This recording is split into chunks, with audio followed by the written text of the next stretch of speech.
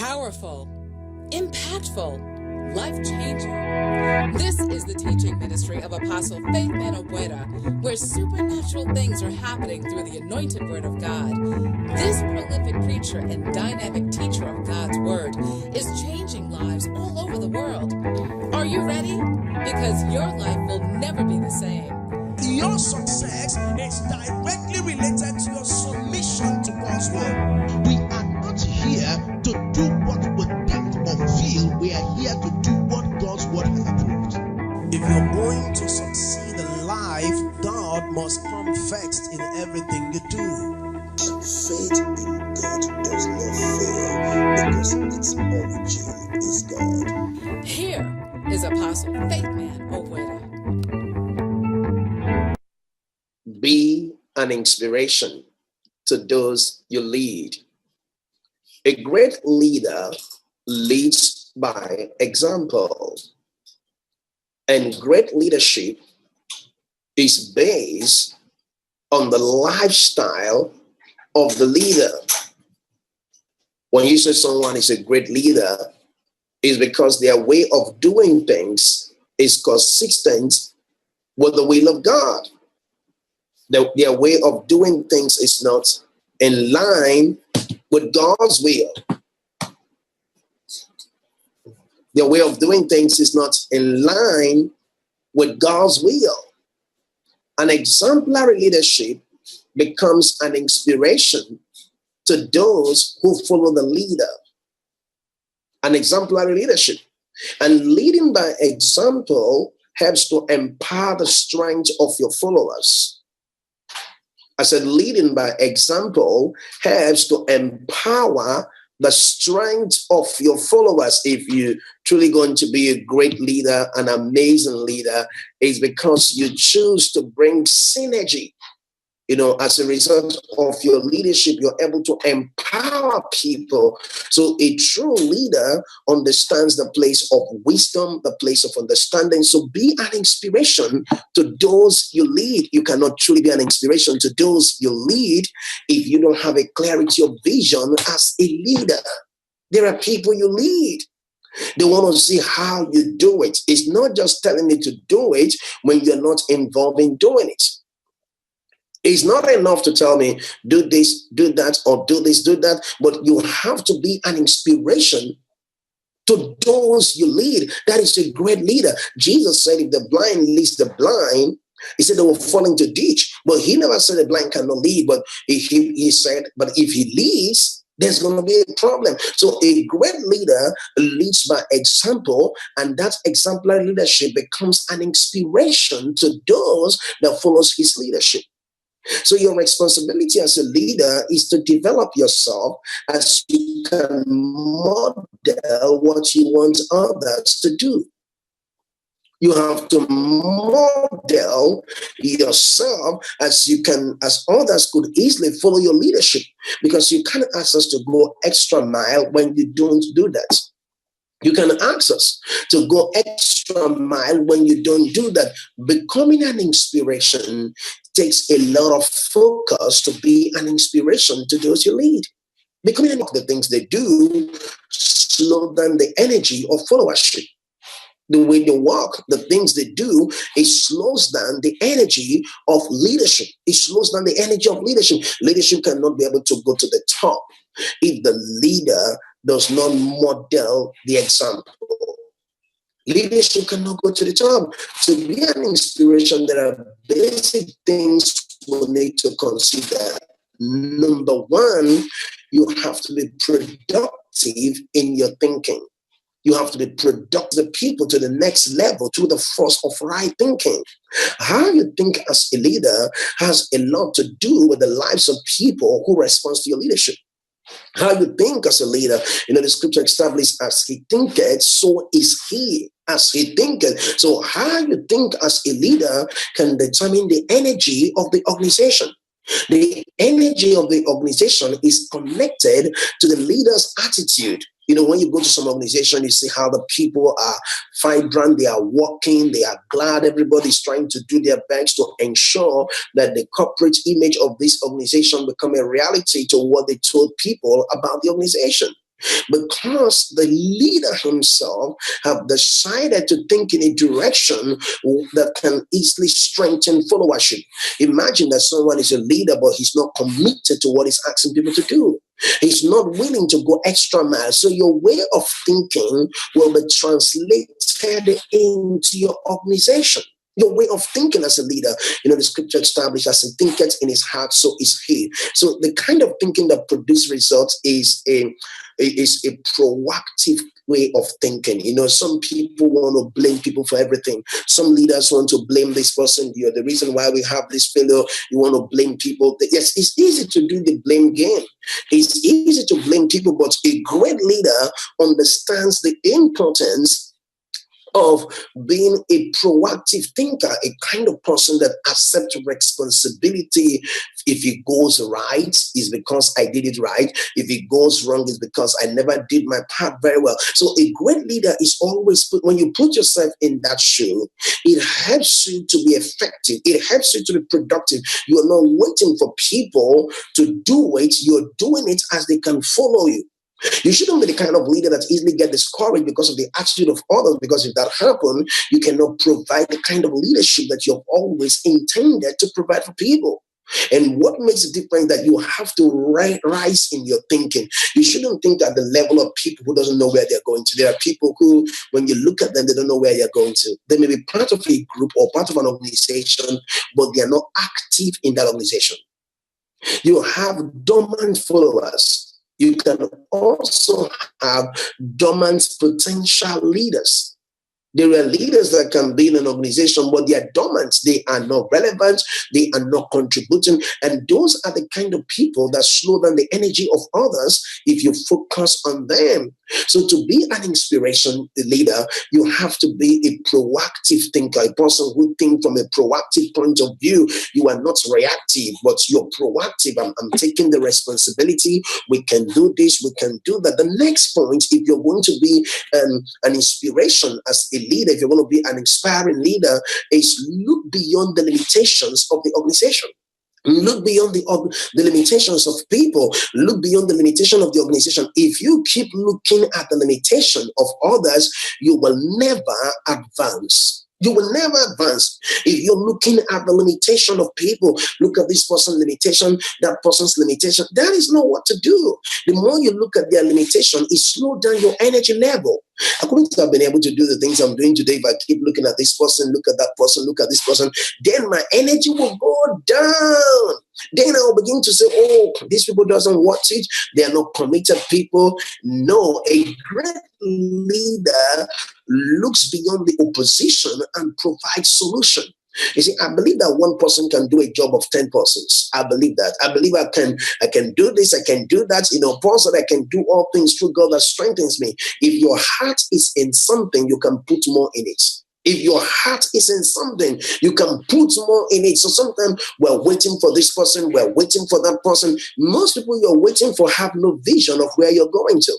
You have a vision of where you're going to. You have seen the future. It's not everybody that is responding to the vision based on your level of commitment. Some people level of commitment is very funny. They're not very committed people. Some people level of commitment, they are not very committed people. Some people are not even committed. They are willing to walk away. They are willing to give up. A great leader measures his commitment based on his passion to continue. A great leader measures his commitment based on his passion to continue. A great leader measures his commitment. So you shouldn't be this kind of leader that people's attitude distracts you from doing what you're supposed to be doing. No. If people's attitude is distracting you from reaching your goal, that simply means you're not passionate about the goal. Because if you're passionate about the goal, you won't be focusing on their attitude. That this person is in your team or this person is part of your team doesn't mean they're going to contribute as you expect from them. There are people who are slow contributors. We need to understand this. There are slow contributors. There are people who their contribution is based on if what am I going to get for this? What is going to be my exchange? They don't contribute based on where the organization is going to. They're looking for an opportunity to advertise themselves, and maybe if you don't give them that attention, they feel like they are withdrawing their support. So for you to break the limitation, you need to look beyond the limitation. For you to break the limitation, for you to be an inspirational leader, a leader that can inspire others, you need to look beyond the limitation. Don't get distracted by those who are not supporting your vision. Don't get distracted by those who are not coming along with you in the vision. What you need to do is to look out for those who are more effective and pour your energy into them. That is what a wise leader do. A wise leader don't spend his time with someone who is not willing to help in advancing the organization. If you keep talking to this person to do this, to do that, and the person is not responding, you look for a way to do it. That is leadership. You cannot allow the attitude of a person to slow you down from reaching your goal. That is why great followers set goals for their vision. They set goals for their vision. If you have a vision, you need to set a goal how to reach that vision. If you have a vision, you need to set a goal how to reach that vision. There are certain factors that can come to distract you from what God has called you to do, to achieve your goals, to fulfill your vision, to make a difference. You need to look beyond the limitations and see the possibilities.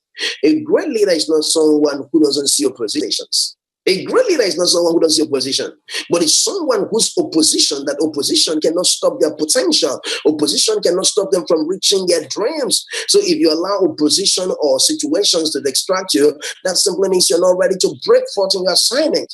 For you to break forth in your assignment, you need to be committed to the vision. The next point, if you're going to be a leader that inspires others, you have to be committed to your value system. You need to be committed to your values. What are the values that makes you a great leader? Maybe you've chosen to walk in integrity. You've chosen to walk based on being faithful to what you've been instructed to do. Learn to be committed to the true values. It pays for people to experience true values in my country. I just saw this on Facebook. There was a young man that works for a bank in my country, and this guy serves like a security person in the bank. You know, in our banks, we have all of these security people, and someone came to the bank to collect money and then forgot the money, $10,000. The person forgot the money, and this security guy looked for the owner and gave him the money.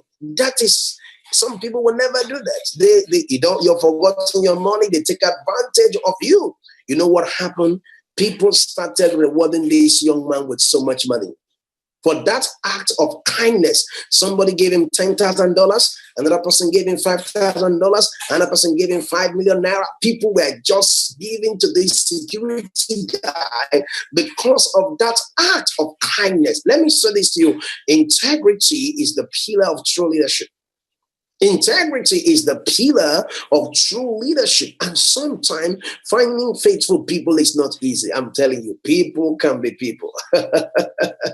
Some people could wear you out. Some people, you are passionate about something. Then you see the way they talk about that thing. You see their energy level. You see their poor commitment. You see that they are not diligent about it. So if you truly want to be an effective leader, don't get distracted by the attitude of others. So you have to be committed to your values. You need to be committed to your values. Those values that makes the organization a great organization. Be committed to those values. Sometimes it's challenging to be committed to what is right when people are not supporting what is right. I said sometimes it's challenging to support what is right, to stay committed to what is right when people are not supporting what is right.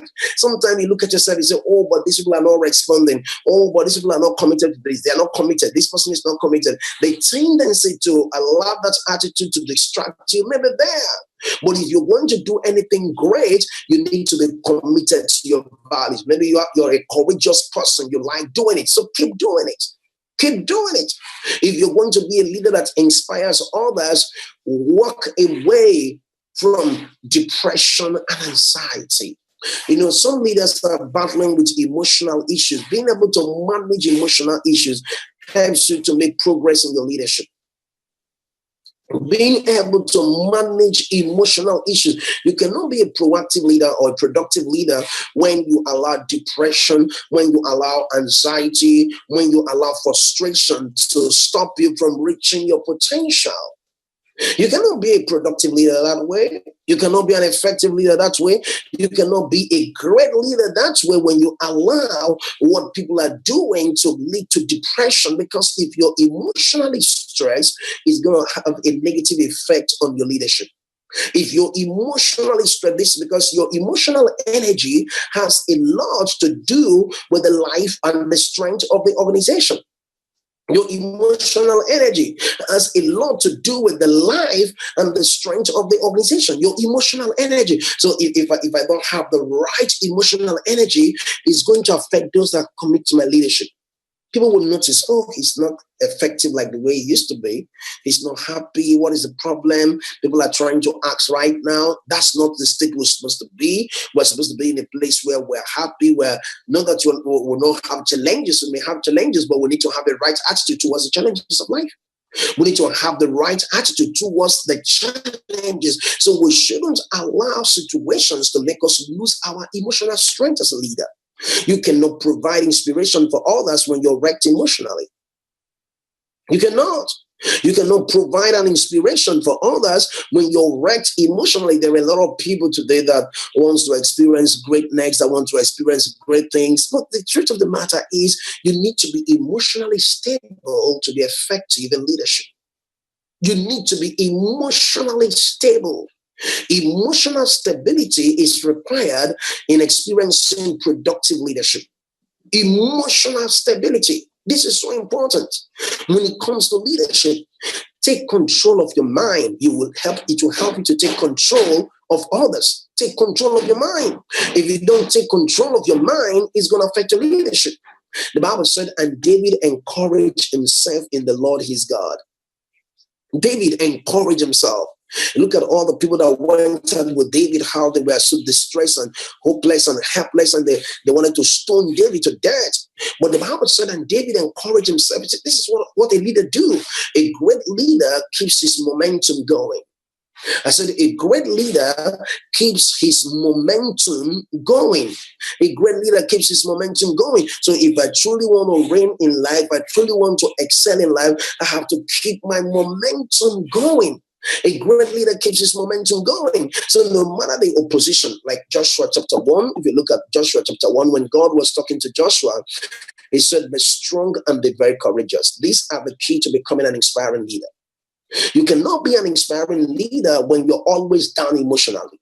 It's going to affect how you provide leadership for people, because a leader is supposed to be strong mentally, strong emotionally, and strong spiritually, because you're carrying the people, you're carrying the weight. And if you're carrying the weight, there is people who want to see you as an inspiration. They want to see you as an encouragement.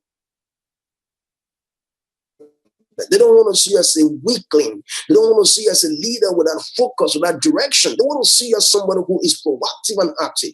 These are they want to see you. They don't want to see you as a leader without direction. So for that reason, you need to manage your emotional energy as you can be effective in providing inspiration for those that follow you. To provide inspiration for those who follow your leadership, for those who want to learn from you, for those that look at you and say, hey, because you're standing, I will keep standing.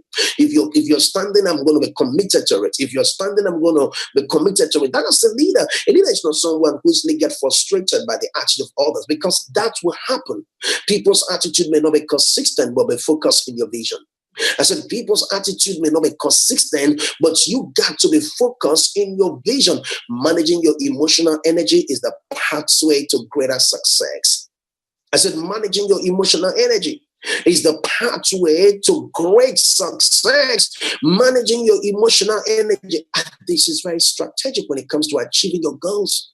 When it comes to achieving your dreams, when it comes to impacting the world, when it comes to ministering to people, when it comes to taking the lead, managing your emotion. Situations that will get you hurt over there, but choose to move on. The next thing we need to look at is perseverance in vision. You know, when God gives us a vision, or when we have a vision for our organization, there is a need for perseverance in the vision.